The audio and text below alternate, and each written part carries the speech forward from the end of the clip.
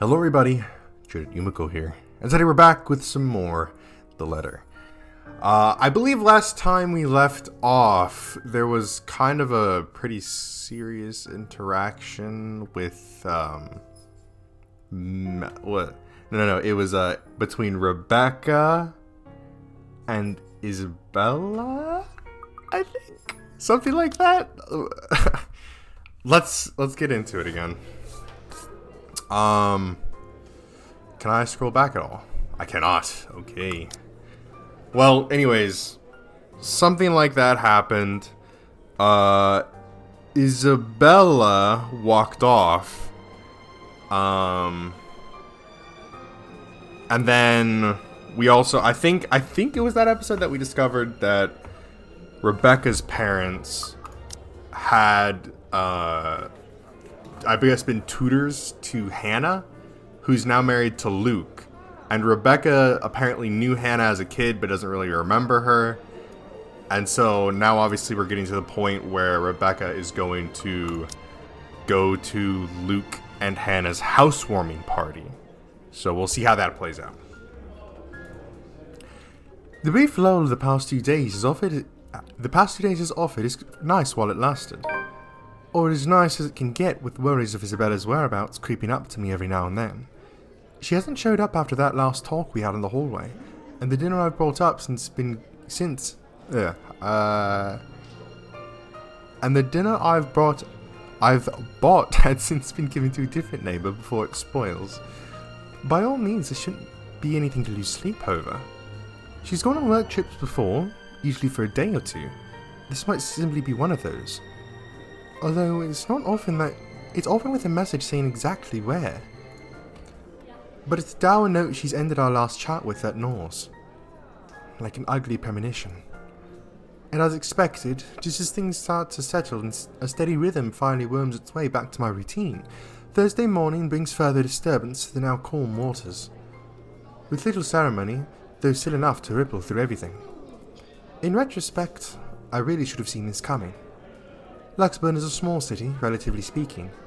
Compared to, say, London or Glasgow, it's nothing but a tiny mass of land boasting a mere population of 68,000. But those numbers alone are nothing to scoff at when standing in a busy street. And if you pay close enough attention, faces taking the crosswalk or riding the subway will soon grow familiar. How unfortunate that out of that number, it has to be Tio fucking Luke that I encounter more than once. Sleazy douche. Oh, you know, a few problems popping up here and there that the agents fail to tell us somehow. Nothing a few hired hounds can't fix, of course. I would have preferred a place near the city and something that's new to save us all the trouble, but darling wife insisted. Who am I to say no? Are you kidding me? His smug head is the first thing I see upon turning into the hall, in spite of the small crowd of parents and students gathered at the corridor for the primary's career day. It's not that he stands out. He's pretty unremarkable at first glance, frankly. However, it's his countenance that draws people's eyes to him. The manner he carries himself with all the confidence in the world, his mere presence dwarfing everything around him. I'm willing to make a bet he's also enjoying the attention it garners him, especially the ones coming from the women. What an arse. A single glance at him and I know immediately that one way or another, if we ever bump into each other again, my day will effectively be ruined in some capacity. He also exudes that air. The sort that makes you want to run him over with a lorry and pass it off as an unfortunate accident. With him, it's either you want to punch him or let yourself be charmed. There's no in between. I'd gladly do the honour of the former myself, but alas, there are people around us. Now I'm stuck with having to face one of the two. I shouldn't have volunteered. At the time, helping out sounded like a good idea. I've no classes left today until after lunch. I could have opted to stay at the teacher's lounge and work on my lessons plans, but that means being left alone with our deputy head and his chatter. He's a good man, but crivens, he can talk anyone's ears off. So the moment an opportunity rose, I jumped on it. It's a simple task to boot. Just deliver a whole box of materials and a few posters for the event, maybe stay around to assist if time will allow it. I just wasn't expecting him to show up here. Out of the frying pan and into the fire. Had I known, I would have stayed and suffered through our deputy's impromptu speeches about his life crises instead. But what's done is done. Going back is also out of the question. With how unexpectedly heavy the load I'm carrying is, I'd hate to lug this for a trip back just because my pride can't take another second of interaction with the guy. He's insufferable, alright, but I've had my fair share of dealings with teens of more or less the same temperament, or considerably younger than him, and they listened. If he wants to be difficult like last time, so be it, but he can bet his sorry English arse I'm not standing down. Now for no other choice, I brace myself and suck in a breath, mustering every bit of patience I have as I step into the hall. My grip on the box tightens when I pull it closer to me, and attempt to assume a low-key air as I amble towards the room. The box is not big enough to hide my face, even with the stuff piled up on top, but if all else fails, I can just hit him with it. Still, a small prayer forms in my head. If there's even one listening out there, please grant me enough restraint. Better yet, I hope he doesn't notice me at all. That'll definitely make my life easier. Seriously, how hard can it be? He stands in a few ways from the door, and there are plenty of people between us to use for cover. If I'm careful, I can just go in, hand in the stupid box to whoever's in charge, forget every plan of staying longer than necessary, and step out as soon as I can. Easy as pie. But, as luck would have it, the exact moment that I reach the room's threshold, someone, barrels towards me. She latches onto my waist before topping the sudden commotion with a gleeful squeal. I'm gonna assume who this is. I knew it was you! The force of it nearly throws me off balance, sending the items stacked atop the box tilting dangerously to the sides. With the child's added weight at my waist pinning me on the spot and both my hands occupied, watching is the only thing I'm able to do. The short seconds in between slows as everything gradually slides off the box's small surface. Under different circumstances, this would have made for a funny story some other time. Comical even. Until another set of hand reaches out and steadies the posters, threatening to take a nosedive right to the floor. Careful now, Daisy. Don't make a mess here. My entire body freezes. Upon hearing his voice alone, an irrational impulse to hit him suddenly bubbles up. But before my limbs could catch up with what my brain is currently screaming at me, he moves to take the burden off my arms.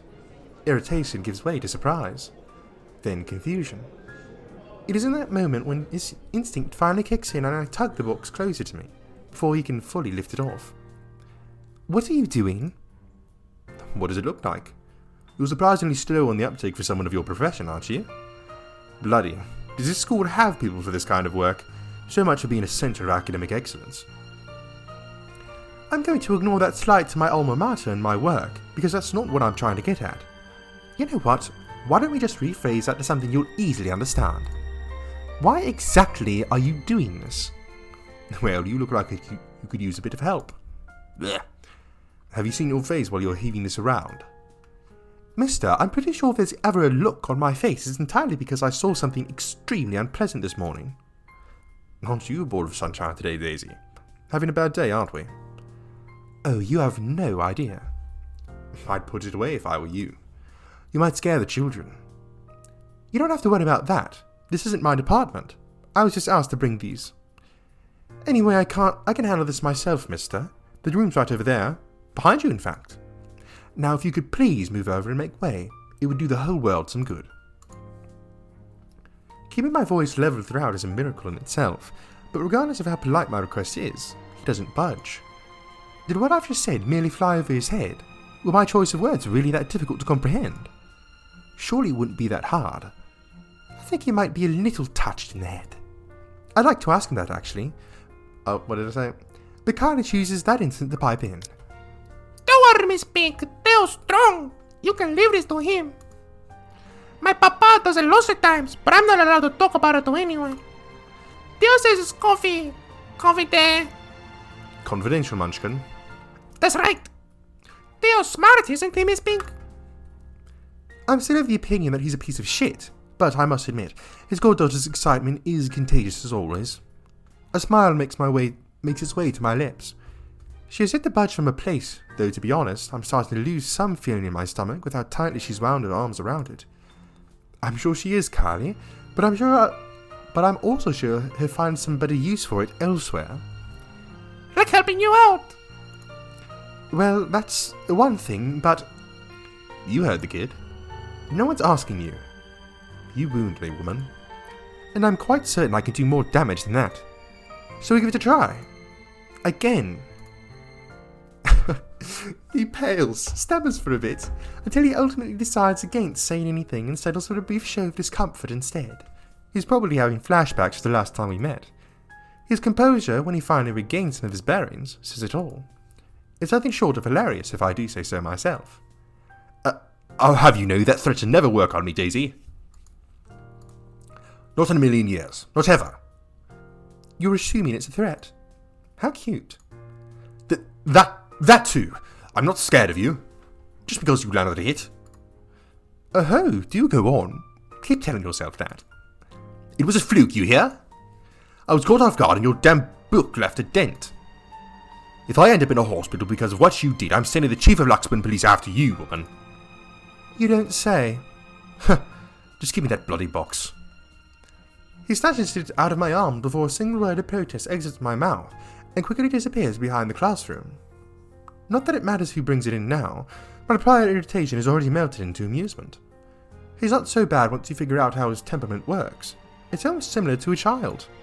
Though I still have to ask. Kylie, did your Tio eat something bad before coming here? He's unusually nice today. A far-fetched idea, I know, but it's the only reason I can think of why this arsehole is suddenly acting like a decent human. He's, quite frankly, far from being. First and foremost, we didn't end our last meeting on a good note. If I were him, I'd avoid the very person who put a dent on his skull, as he so aptly put it.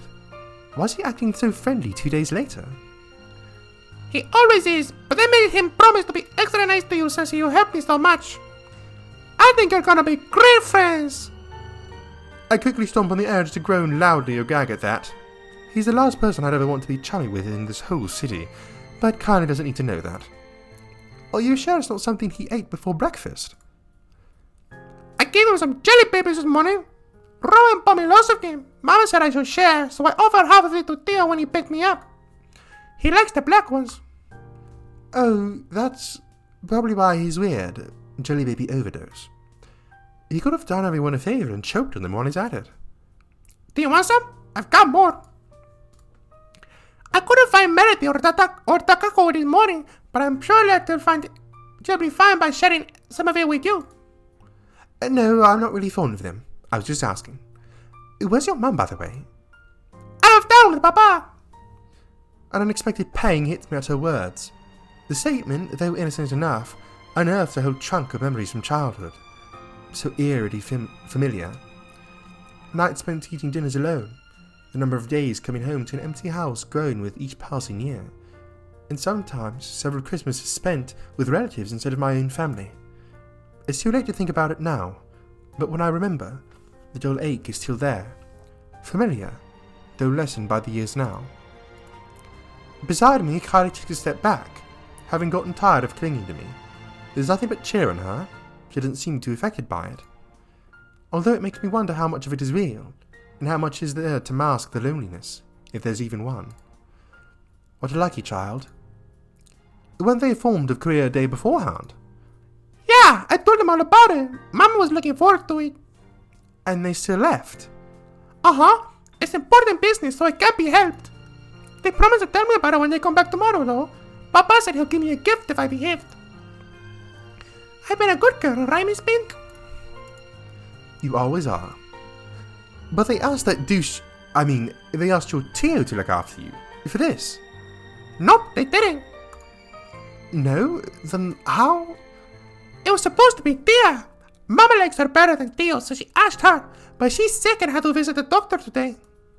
That's supposed to be a secret, by the way, but I think it's a bit confusing because Theo says she also went shopping. That's unfair, don't you think so, Miss Pink? Mama doesn't allow me to go out when I'm sick. It's still okay though, since Theo always buys me sweets before we go home. I'm gonna ask for a parfait today, extra large. Don't tell Takako, okay? Listening to her like this, it's easy to get a picture of where Kylie's fondness for the guy comes from. She's far from a demanding child, unless you made a promise of some sort. She never forgets those. She'll make friends with anyone wherever she is. Buy her a few things and voila, you're settled. No wonder she's so attracted to the man. The douche probably showers her with gifts whenever he can. I can't say the sentiment's the same for the latter, however. He doesn't seem like the type, and probably just does it for the sake of getting some peace and quiet whenever he's with the girl. Classic techniques. Okay, wait, hold up. So, supposedly at this point in time, his wife is quote-unquote sick. But then he said, oh no, she's just gone shopping. So, and we obviously know that Hannah got possessed by the ghost or whoever the spirit was. So it's very possible that either she's disappeared or he's just kind of trying to cover up what's going on. Because I would guarantee at this point he's probably noticed some very strange things about her. So that's just a little theory. But before that, I'm gonna show them to everyone first. It's gonna be great. No one else has a gazillionaire fairy godfather. Also, when I grow up, I'm gonna be exactly like him and marry someone really handsome. Like Tia did. That way I can be awesome too. There's some sort of misguided logic in there that I'd like to correct. Before I can say my piece, the douchebag steps in, fresh out of the commotion from the classroom behind us, and plows into the conversation with every subtlety a wrecking ball has. No shot given, despite no one asking for his opinion. Munchkin, sweetie, trust me. You don't have to marry someone for that to happen. I don't? Just do your thing, darling. I'm quite sure you can do great things on your own without lugging around an extra baggage with you. Did I marry you? Kylie drops the statement without any sort of preface, and the moment it lands, the dish finds himself grappling with the conversation. Yeah, well, that's true, Munchkin, technically. But it's not the same thing. A small frown creases the girl's eyebrows as she tries to comprehend Tia's rather vague explanation. It's not surprising either, when Nick tenses under the child's questioning gaze. It's familiar. I've seen the same look a great deal of times before, on Ashton whenever he's trying to say something he can't quite phrase.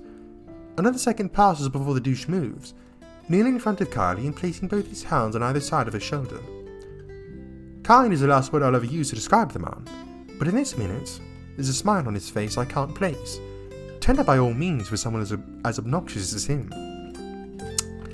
It's a curious thing to see, if not a bit odd. Listen here, sweetie. Tia was already a great person before she met me. She is? But I don't see her doing anything. She's always at home. Not always, Munchkin. Did you know she's really good at numbers?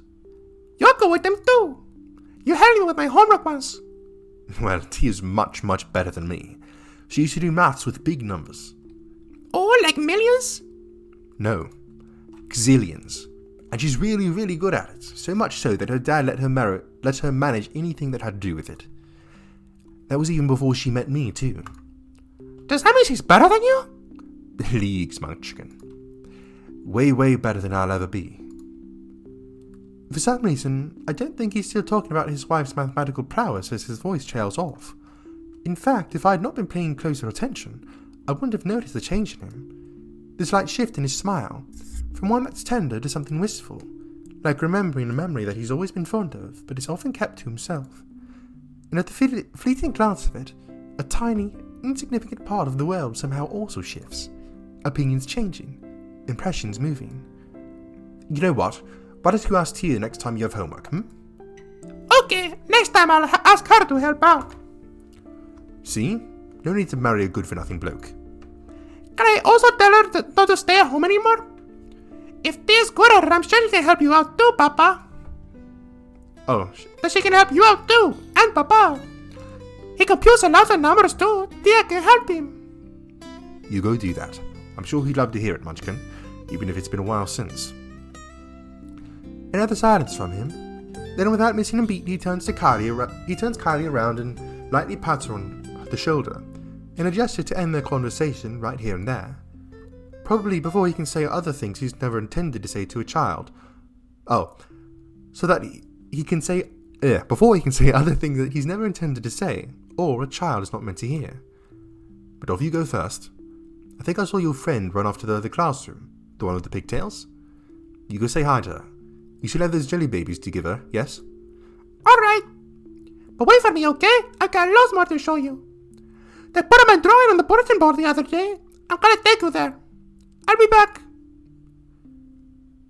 She soon disappears behind the small crowd, none the wiser to the sudden change in mood around her.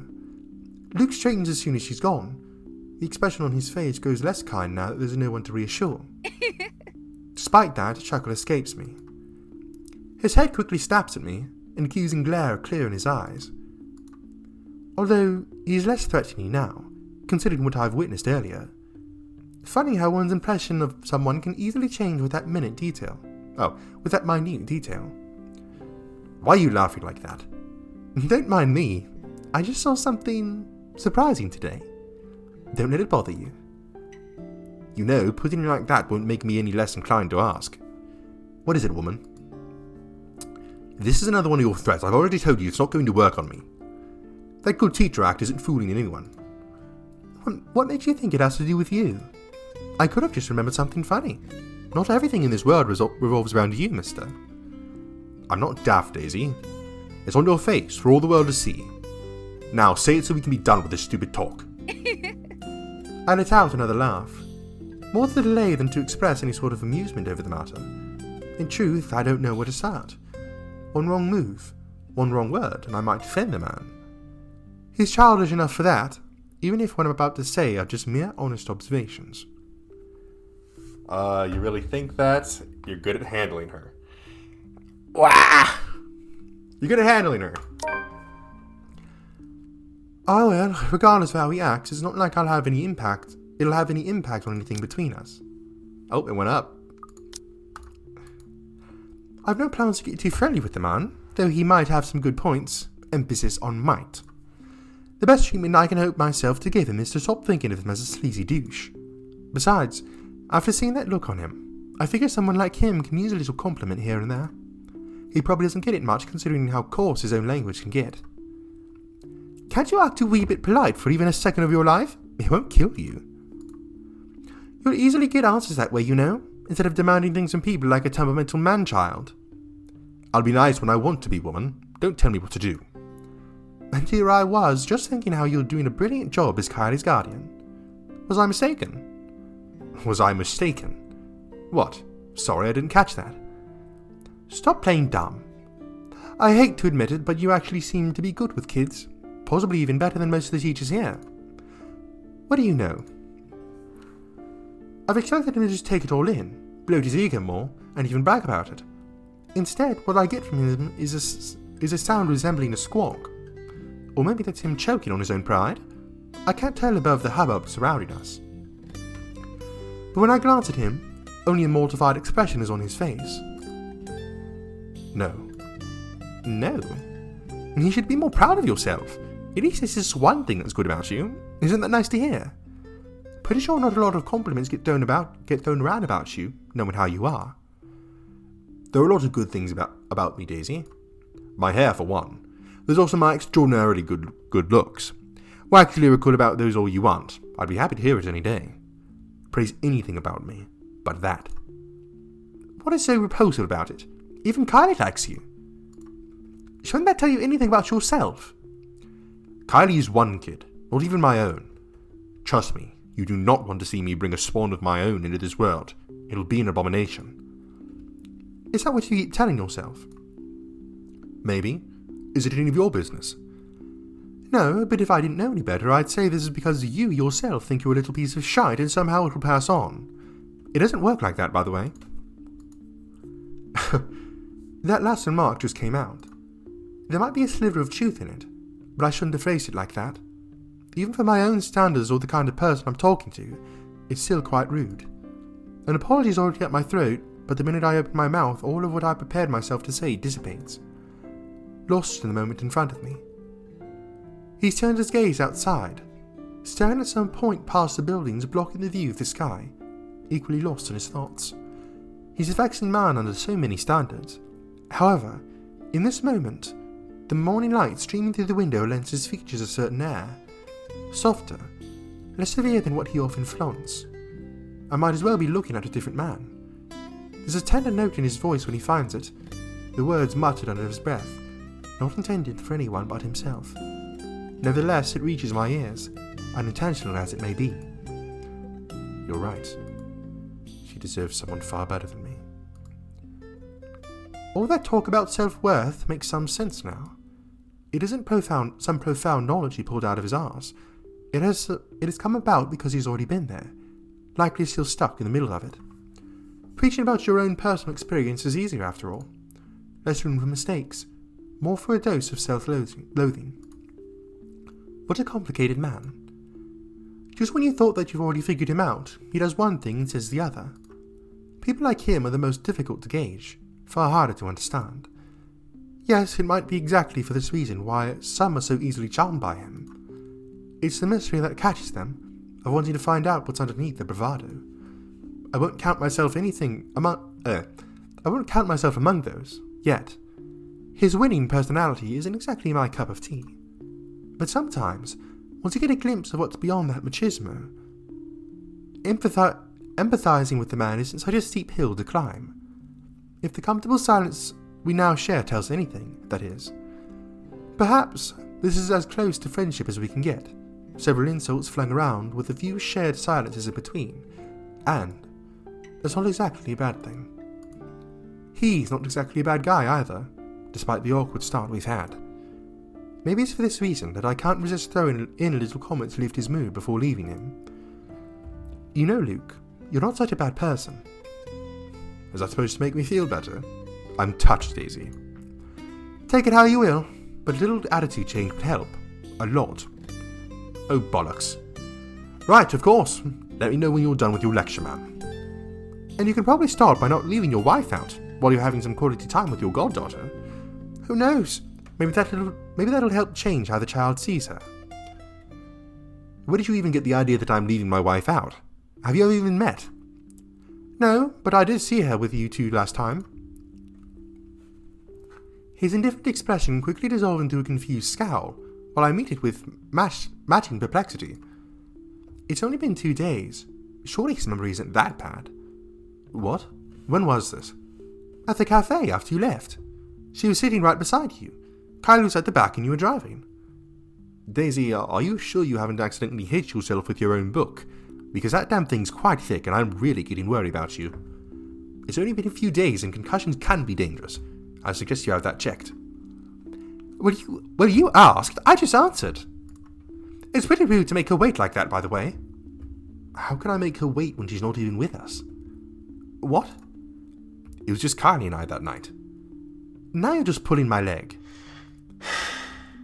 Luke exhales, long and drawn out, his impatience rapidly changing the companionable air around us. In the face of it, I tense. I've accidentally stepped into another minefield. Any chat I've had with him so far has been like this. Why this still surprises me escapes me, but above my worries of offending the man is my own bewilderment. I remember well enough what I saw that night, yet he says something completely different. Wifey was out with Kylie's mummy that night. She wasn't with us. How do you think I ended up on babysitting duty? But I... in the front seats, and Kylie's... Miss Pink? Kylie's sobs reach my ears first, and then her familiar weight returns around my waist again. Hot tears seep through my blouse as she buries her face in it, her arms winding tightly around me. Luke and I briefly exchange worried glances, his own lips shut tight with concern. Her cries are soft enough not to attract much attention. Most of the visitors have been ushered inside the rooms by now anyway. Those that still linger, though, watch as our little group with great interest and concern. If I don't get a better handle of the situation, I have a feeling Luke will start yelling at everyone soon. Kneeling, I gently pull the girl away from me, cupping her face and wiping away tears, creating little trails on her cheek. Her mouth is drawn in a miserable pout when she peers up at me. All right, Kylie, calm down. What happened? Is my friend. That's a little too vague, Munchkin. Let us speak, Luke. Who is it, Kylie? Melody? Or was it the other one? Yeah. Did the two of you fight? She nods, then immediately clams up. After. Let's see her sobs communicate the story instead, or as much as her shaking shoulders can tell me. Right behind me, Luke gives a nervous huff, while he shifts on his feet. must not be used to handling children crying. What a wuss. Sweetie, I won't be able to help you if you don't tell me what happened. Seconds pass before she responds again. The tears are already gone when she finally musters the strength to talk, her cries subsiding to mere sniffles.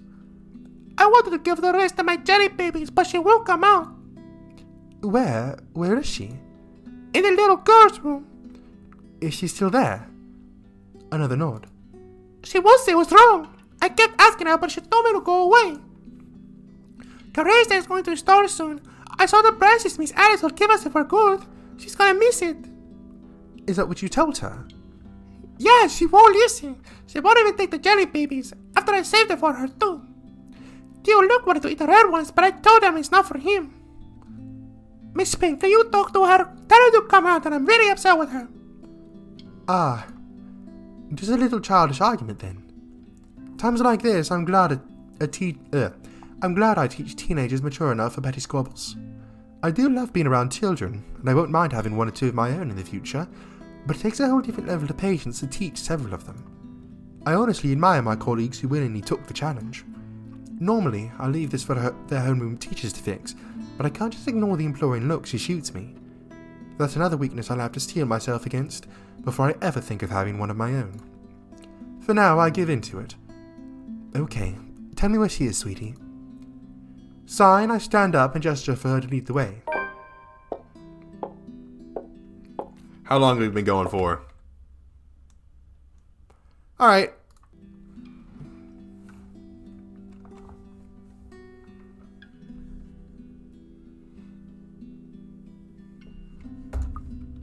Alright, I think we are going to go ahead and save it there. Bang. Alright. So, not too much action happening in this episode, but still some pretty important insight into Luke's character. Excuse me, more specifically. So, kind of like what I guessed from the start. When we first played as Hannah and we had a couple scenes with Luke, I kind of got the vibe that maybe he feels a little bit pressured to kind of act out like that. Like there's, like he's doing it as kind of a mask to kind of guard against people getting too close to him. Because there were plenty of moments between Hannah and Luke where they genuinely were, you know, like a seemingly healthy couple. But then a lot of other moments where he was definitely a bit of a pretentious asshole, right? And then the fact that he's probably cheated on her a bunch of times, yada, yada, yada, you know, that kind of stuff. But I think what this kind of reveals is that deep down, he doesn't think he's good enough for Hannah. And I kind of think that's maybe it's maybe a potential combination of him feeling like he has to be enveloped in his work all the time, and he has to be this, you know, this image of a successful, handsome, wealthy man who's, you know, got a bunch of power over other people, because he feels, in part at least, that he needs to do all that in order to feel qualified to be with Hannah. So that is kind of my theory on Luke right now. And again, beforehand, I kind of explained that I was a little bit torn whether I wanted to try and have McCullough be the one to kind of swoop in and stand by Hannah's side, or whether I wanted to try and salvage Luke and Hannah's relationship, which I think I'm kind of starting to lean more towards the latter now, because I genuinely do want to see it work out between Hannah and Luke. And more so for McCullough, I kind of want her to find peace, I guess. Because I feel like that's kind of the reason why she's even chasing after Hannah in the first place, or at least will. Because she sees her old crush in Hannah, I suppose. So I think that's more so what I'm going to shoot for as of right now. But that's going to be it for this time. I hope you guys enjoyed. If you did, make sure to leave a like on the video and tell me in the comment section below what you'd like to see me play next. If you enjoyed this video or any of the videos or series on my channel, then I highly recommend that you hit the subscribe button and turn on post notifications so you'll be notified when a new one of those videos comes out. Anyways, that's it from me, and I'll see you in the next one.